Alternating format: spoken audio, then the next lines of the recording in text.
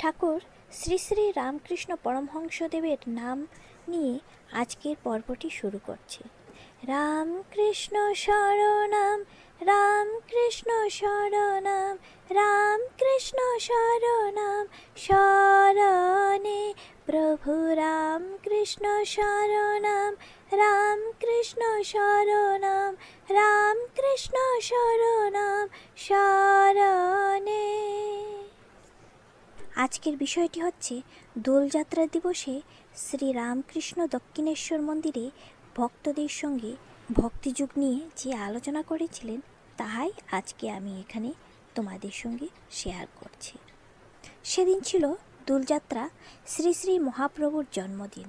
19শে ফাল্গুন পূর্ণিমা, বারটি ছিল রবিবার, 1 মার্চ 1885 খ্রিস্টাব্দ।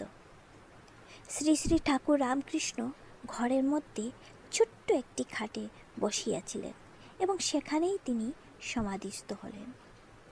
ভক্তেরা মেঝেতে বসিয়াছিলেন। তাহারা এক দৃষ্টে শ্রী শ্রী ঠাকুর রামকৃষ্ণকে দেখছিলেন। সেখানে সেদিন মহিমাচরণ, রামদত্ত, মনমোহন, নবাই চৈতন্য মাস্টার প্রভৃতি অনেকেই সেখানে আসিয়াছিলেন। সবাই এক দৃষ্টি ঠাকুর রামকৃষ্ণকে দেখছিলেন। কিছুক্ষণ পর শ্রী শ্রী ঠাকুর রামকৃষ্ণের সমাধিভঙ্গ হল, কিন্তু তখনও ভাবের পূর্ণমাত্রা রহিয়াছিল। ঠাকুর মহিমাচরণকে বলিতেছেন, বাবু, হরিভক্তির কথা। আরাধিত ইয়দি হরিস্তপসা তত কিম, নারাধিত ইয়দি হরিস্তপসা তত কিম, অন্তর্বহির্যদি হরিস্তপসা তত কিম, নান্তর্বহির্যদি হরিস্তপসা তত কিম, বিরম বিরম ব্রহ্মণ কিং তপস্যাসু বৎস, ব্রজ ব্রজ দ্বিজ শীঘ্রং শঙ্করং জ্ঞান সিন্ধুম, লব লব হরিভক্তিং বৈষ্ণবোক্তাং সুপক্কাম, ভবনিগড় নিবন্ধচ্ছেদনিং কর্তরিঞ্চ। নারদ পঞ্চরাত্রে আছে। নারদ যখন তপস্যা করেছিলেন তখন দৈববাণী হল, হরিকে যদি আরাধনা করা যায় তাহলে তপস্যার কি প্রয়োজন? আর হরিকে যদি আরাধনা না করা হয় তাহলেই বা তপস্যার কি প্রয়োজন? হরি যদি অন্তরে বাহিরে থাকেন তাহলেই বা তপস্যার কি প্রয়োজন? আর যদি অন্তরে বাহিরে না থাকেন তাহলেই বা তপস্যার কি প্রয়োজন? অতএব হে ব্রাহ্মণ, বিরত হও বৎস, তপস্যার কি প্রয়োজন? জ্ঞান সিন্ধু শঙ্করের কাছে গমন করো। বৈষ্ণবরা যে হরিভক্তির কথা বলে গেছেন সেই সুপক্কা ভক্তি লাভ করো, লাভ করো।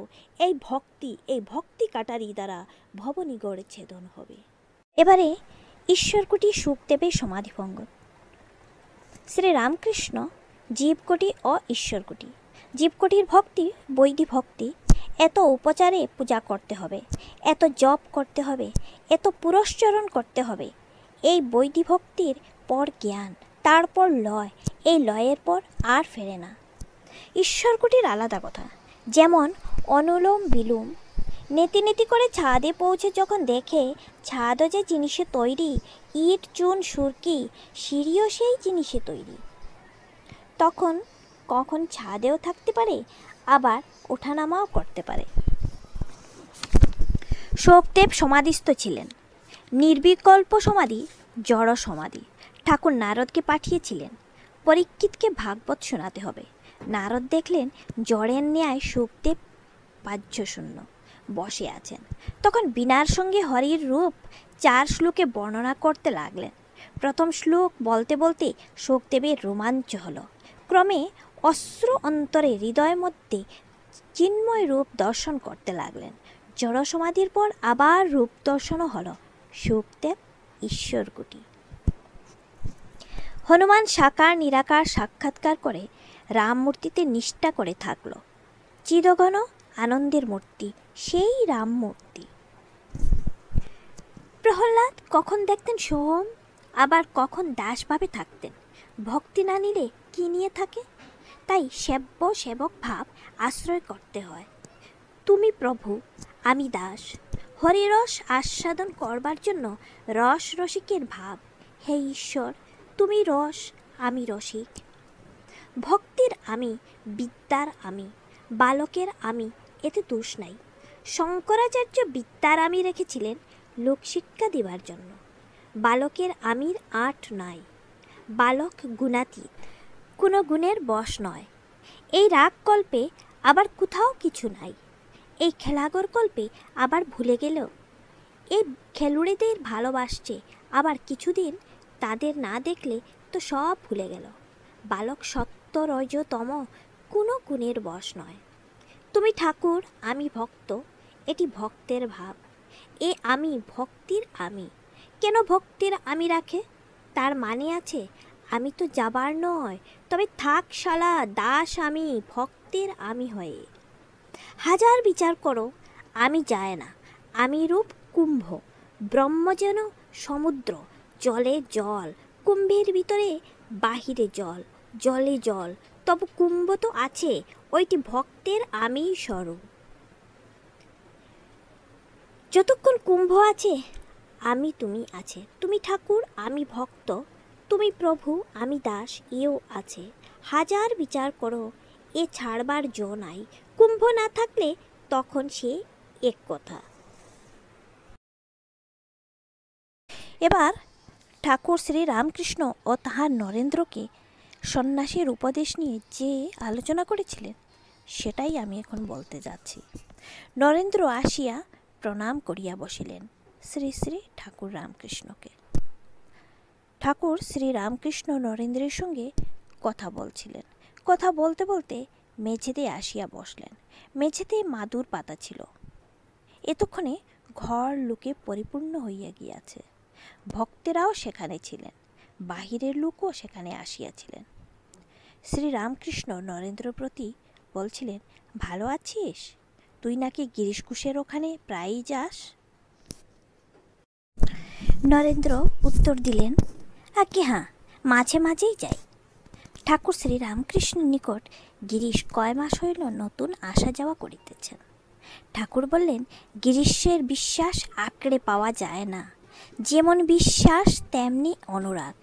বাড়িতে ঠাকুরের চিন্তায় সর্বদা মাতোয়ারা হয়ে থাকেন। নরেন্দ্র প্রায় যান।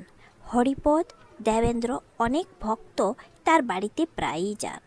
গিরিশ তাহাদের সঙ্গে কেবল ঠাকুরের কথাই কন। গিরিশ সংসারে থাকেন, কিন্তু ঠাকুর দেখিতেছেন নরেন্দ্র সংসারে থাকিবেন না, কামিনী কাঞ্চন ত্যাগ করিবেন। ঠাকুর নরেন্দ্রের সহিত কথা কহিতেছেন। শ্রী রামকৃষ্ণ বললেন, তুই গিরিশকুশের ওখানে বেশি যাস? রসুনের বাটি যত ধোও না কেন, গন্ধ একটু থাকবে। ছোকরারা শুদ্ধ আধার, কামিনী কাঞ্চন স্পর্শ করে নাই। অনেক দিন ধরে কামিনী কাঞ্চন ঘাটলে রসুনের গন্ধ হয়। যেমন কাকে ঠুকরানো আম ঠাকুরদের দেওয়া যায় না, নিজেরও সন্দেহ। নতুন হাঁড়ি আর দই পাতা হাঁড়িতে দুধ রাখতে ভয় হয়, প্রায় দুধ নষ্ট হয়ে যায়। ওরা থাক আলাদা, যুগও আছে ভোগও আছে। যেমন রাবণের ভাব, নাগকন্যা দেবকন্যাও নেবে, রামকেও লাভ করবে। অসুররা নানা ভোগও করছে, আবার নারায়ণকেও লাভ করছে। এবার নরেন্দ্র বলল, গিরিশকুশ কিন্তু আগেকার সঙ্গ ছেড়ে দিয়েছে। রামকৃষ্ণ বললেন, বড়বেলায় দামড়া হয়েছে। আমি বর্ধমানে দেখেছিলাম একটা দামড়া গাই গরুর কাছে যেতে দেখে আমি জিজ্ঞেস করলুম, এ কি হলো? এ তো দামড়া।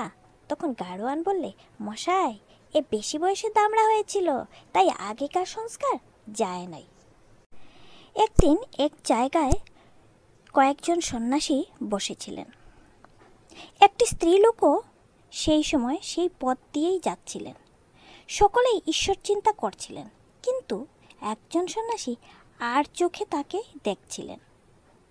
সে কিন্তু 3টি ছেলে হবার পর সন্ন্যাসী হয়েছিল। একটি বাটিতে যদি রসুন গোলা যায়, রসুনের গন্ধ কি যায়?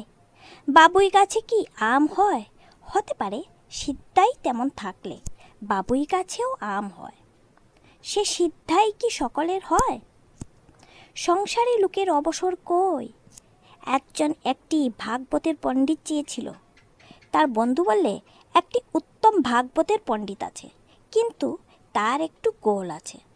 তার নিজের অনেক চাষবাস দেখতে হয়। 4খানা লাঙ্গল 8টা হেলে গরু সর্বদা তদারক করতে হয়, অবসর নাই। যার পণ্ডিতের দরকার সে বললে, আমার এমন ভাগবতের পণ্ডিতের দরকার নাই, যার অবসর নাই। লাঙ্গল হেলে গরুওয়ালা ভাগবত পণ্ডিত আমি খুঁজছি না, আমি এমন ভাগবত পণ্ডিত চাই যে আমাকে ভাগবত শোনাতে পারে। এক রাজা রোজ রোজ ভাগবত পাঠ শুনতেন। ভাগবত পাঠ পড়া শেষ হলেই পণ্ডিত মশাই বলতেন রাজাকে, রাজা বুঝতে পেরেছেন? রাজাও রোজ বলতেন, আগে তুমি বোঝো। পণ্ডিত বাড়ি গিয়ে রোজ ভাবে, রাজা এমন কথা বলেন কেন যে তুমি আগে বোঝো? লোকটা সাধন ভোজন করত, ক্রমে চৈতন্য হলো। তখন দেখলে যে হরিপাদ পদ্যই সার, আর সব মিথ্যা। সংসারে বিরক্ত হয়ে বেরিয়ে গেল। কেবল একজনকে পাঠালে রাজাকে বলতো যে, রাজা এইবারে বুঝেছি। তবে কি এদের ঘৃণা করি? না, ব্রহ্মজ্ঞান তখন আনি। তিনি সব হয়েছেন, সকলেই নারায়ণ, সব জনই মাতৃজনী। তখন বেশ্যা ও সতীলক্ষ্মীতে কোনো প্রভেদ দেখি না। আজ এখানেই থাক, আগামীতে আমি বাকিটা তোমাদের জন্য নিয়ে আসব। তোমরা অবশ্যই কমেন্ট করে বলবে আমার এই ভিডিওটি তোমাদের কেমন লাগলো। আমার পাশে থেকো এবং আমাকে এগিয়ে যেতে সাহায্য করো। ধন্যবাদ তোমাদের সবাইকে আমার পাশে থাকার জন্য।